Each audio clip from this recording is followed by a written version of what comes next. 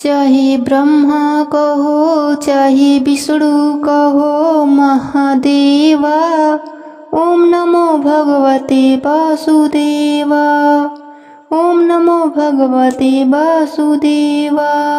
नमस्कार दोस्तों, आज मैं आपको कार्तिक महात्म्य के दूसरे अध्याय की कथा सुनाने जा रही हूँ। प्रेम से बोलिए कार्तिक के देव की जय हो, राई दामोदर की जय हो। भगवान श्री कृष्ण ने कहा, हे देवी, गुणवती अपने पिता व पति को राक्षस के द्वारा मारे जाने का समाचार सुनकर बड़ा विलाप करने लगी।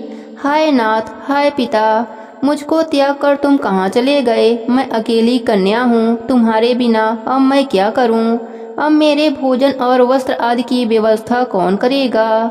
घर में स्नेह पूर्वक मेरा पालन पोषण कौन करेगा? मैं कुछ नहीं कर सकती। मुझ विधवा की रक्षा कौन करेगा? मैं कहाँ जाऊँ, क्या करूँ? मेरा तो अब कहीं ठिकाना न रहा। इस तरह रोती और बिलखती गुणवंती पछाड़ खाकर पृथ्वी पर गिर पड़ी और मूर्छित हो गई तथा देर तक पड़ी रही। फिर जब होश में आई तो पूर्ववत अत्यंत करुण विलाप कर शोक सागर में डूब गई। जब कुछ संभली तो उसे ध्यान आया कि मेरे पिता तथा पति की मृत्यु के पश्चात उनकी क्रिया करनी चाहिए जिससे उनकी गति हो सके। अतः उसने अपने घर की सारी वस्तुएं बेच दी। उनके बेचने से जो पैसे उसे मिले उसने अपने पिता और पति का श्राद्ध आदि किया। फिर वह उसी नगर में रहती हुई भगवान विष्णु की भक्ति में आठों पहर मग्न रहने लगी। उसने जन्म से लेकर मृत्यु तक नियम पूर्वक सारी एकादशियों के व्रत और कार्तिक महीने में उपवास तथा व्रत किए। हे प्रिय, यह एकादशी और कार्तिक व्रत मुझको बड़ा ही प्यारा है। मुक्ति, भुक्ति, पुत्र तथा संपत्ति को देने वाले परम पवित्र हैं। जो मनुष्य कार्तिक मास में जब तुला राशि पर सूर्य आता है तो सवेरे उठकर स्नान करते हैं, व्रत व उपवास करते हैं, वह मुझे बहुत ही प्यारे हैं। क्योंकि यदि वह बड़े पापी भी हो तो भी स्नान व व्रत के प्रभाव से उनको मोक्ष की प्राप्ति हो जाती है। जो मनुष्य कार्तिक में स्नान, जागरण, दीपदान तथा तुलसी के वृक्ष की रक्षा करते हैं वह साक्षात विष्णु भगवान के तुल्य हैं। जो मनुष्य कार्तिक मास में मंदिर में झाड़ू लगाते हैं और स्वास्तिक बनाते हैं और विष्णु भगवान की पूजा करते हैं वह जीवन मुक्त हो जाते हैं। यह सुनकर गुणवंती भी प्रतिवर्ष मन लगाकर कार्तिक का व्रत और भगवान विष्णु का पूजन करने लगी। हे प्रिय, एक बार वह ज्वरग्रस्त थी और दुबली हो गई थी, फिर भी किसी न किसी प्रकार गंगा स्नान के लिए चली गई। गंगा तक पहुंची थी किंतु शीत के मारे वह बुरी तरह से कांप रही थी। वह एकदम शिथिल हो गई। तब वह मेरे विष्णु भगवान के दूतों के द्वारा मेरे धाम में आई। उसके पश्चात ब्रह्मा आदि देवताओं की प्रार्थना पर जब मैंने कृष्ण का अवतार लिया तो उस समय मेरे गढ़ भी मेरे साथ आए। वह सब इस पृथ्वी पर यादव बने हैं। तुम्हारे पिता जो पूर्व जन्म में देव शर्मा थे इस समय सत्राजीत हैं। पूर्व जन्म में चंद्र शर्मा जो तुम्हारा पति था वह डाकू है। और हे भामिनी, तू ही वह गुणवती है। यह कार्तिक व्रत का ही प्रताप है जिससे कि तू मेरी अर्धांगिनी बनी है। पूर्व जन्म में तुमने मेरे मंदिर के द्वार पर तुलसी का पौधा लगाया था। वह इस समय तेरे महलों के आंगन में कल्प वृक्ष के रूप में खड़ा है। तुमने जो उस जन्म में दीप दान किया था उसके कारण तुम्हारी देह सुंदर है, तुम्हारे शरीर में शोभा है और घर में साक्षात लक्ष्मी निवास करती हैं। तुमने चूंकि पूर्व जन्म में अपने समस्त व्रतों का फल पति स्वरूप विष्णु को अर्पित कर दिया था, उसी के प्रभाव से तुम इस समय मेरी प्रिय भामिनी हुई हो। पूर्व जन्म में आजीवन तुमने जो नियम से कार्तिक मास का व्रत किया था उसका यह प्रभाव है कि मेरा और तुम्हारा कभी वियोग नहीं होगा। इस प्रकार जो कोई कार्तिक मास में व्रत आदि करते हैं वह मुझे तुम्हारे ही समान प्यारे हैं। वह लोग जो कि दूसरे जप, तप, यज्ञ, दान आदि करते हैं, कार्तिक मास में किए गए व्रत के समान उनका फल बहुत थोड़ा होता है। अर्थात कार्तिक मास के व्रतों का 16वां भाग भी नहीं है।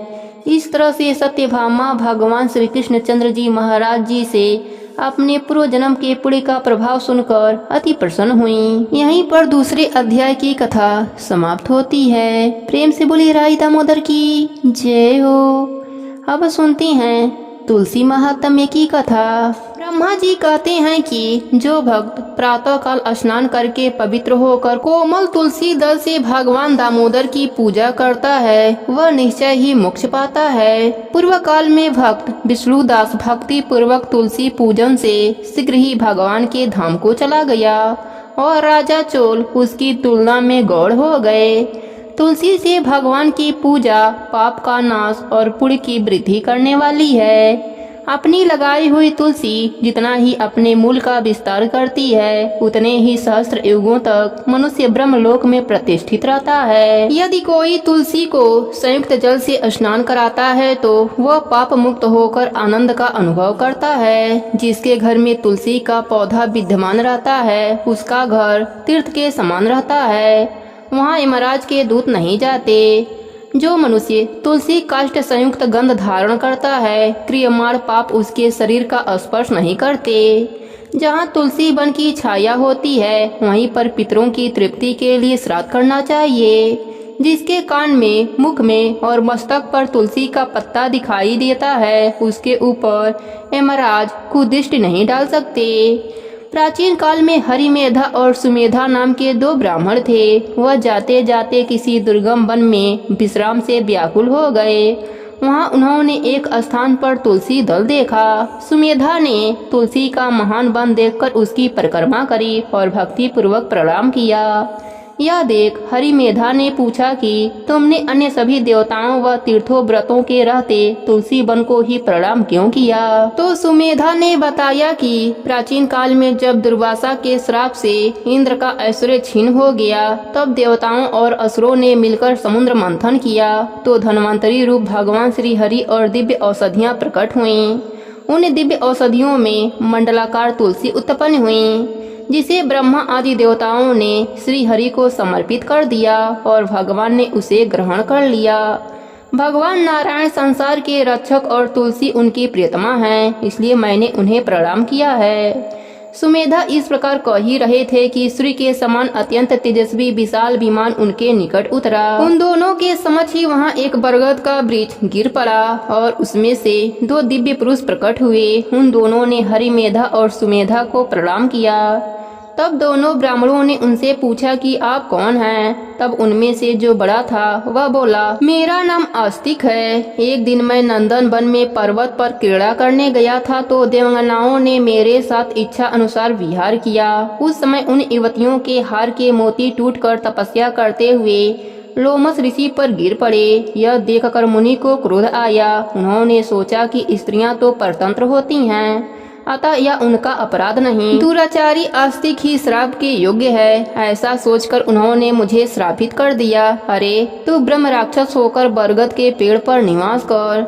तब मैंने विनती से उन्हें प्रसन्न किया तो उन्होंने श्राप से मुक्ति की विधि सुनिश्चित कर दी कि जब तुम किसी ब्राह्मण के मुख से तुलसी दल की महिमा सुनेगा तो तत्काल तुझे उत्तम मोक्ष की प्राप्ति होगी। इस प्रकार मुक्ति का श्राप पाकर मैं चिरकाल से इस बट वृक्ष पर निवास करता था। आज दैववश आपके दर्शन से मेरा छुटकारा हुआ है। तत्पश्चात वह दोनों श्रेष्ठ ब्राह्मण परस्पर पुण्यमयी तुलसी की प्रशंसा करते हुए तीर्थ यात्रा को चल दिए। इसलिए भगवान विष्णु को प्रशंसा देने वाले तुलसी की पूजा अवश्य करनी चाहिए। प्रेम से बोलिए तुलसी माता की जय हो, विष्णु भगवान की जय हो। अब सुनती हैं तुलसी चालीसा। प्रेम से बोलिए तुलसी माता की जय हो। श्री तुलसी महारानी करो विनय सिरनाय, जो मम संकट हो बिकट दीजे मात नसाय। नमो नमो तुलसी महारानी, महिमा अमित न जाए बखानी। दियो विष्णु तुमको सम्माना, जग में छायो सुरस महीना। विष्णु प्रिया जय जगत भवानी, त्यों लोक की हो सुखानी। भगवत पूजा कर जो कोई, बिना तुम्हारे सफल न होई। जिन घर तव नहीं होए निवासा, उस पर करहीं विष्णु नहीं वासा। करे सदा जो तब नित सुमिरन, ते के काज होई सब पूरन। कार्तिक मास महात्म्य तुम्हारा, जाको जानत सब संसारा। तब पूजन जो करे कुंवारी, पावे सुंदर वर्ष कुमारी। कर जो पूजा नित प्रति नारी, सुख संपद से होए सुखारी। वृद्धा नारी करे जो पूजन, मिले भक्ति हमें पुलंकित मन। श्रद्धा से पूजे जो कोई, भव निधि से तरे जामे सोई। कथा भागवत यज्ञ करावे, तुम नहीं सफलता पावे। छायो तब प्रताप जग भारी, ध्यावत तुम्हें सकल चितधारी। तुम्ही मात्र यंत्र तंत्र में, सकल काज सिद्धि होवे क्षण में। औषधि रूप आप हो माता, सब जग में तब यश विख्याता। देव ऋषि मुनि और तपधारी, करत सदा तब जय जयकारी। वेद पुरातन तब यश गाया, महिमा अगम पर नहीं पाया। नमो नमो जय सुख कारिणी, नमो नमो जय दुख निवारणी। नमो नमो सुख संपत्ति देनी, नमो नमो दुष्टन मद छेनी। नमो नमो भव पार उतारने, नमो नमो परलोक सुधारने। नमो नमो निज भक्त उबारने, नमो नमो जन काज सवारने। नमो नमो जय कुमति नसावनी, नमो नमो सब सुखद उपजावनी। जयति जयति जय तुलसा माई, ध्याऊं तुमको शीस नवाई। निज जन जानी मोहि अपनाओ, बिगड़े कारज आपे बनाओ। करो विनय में माति तुम्हारी, पूर्ण आशा करहु हमारी। शरण चरण कर जोरी मनाऊं, निज दिन तेरे ही गुण गाऊं।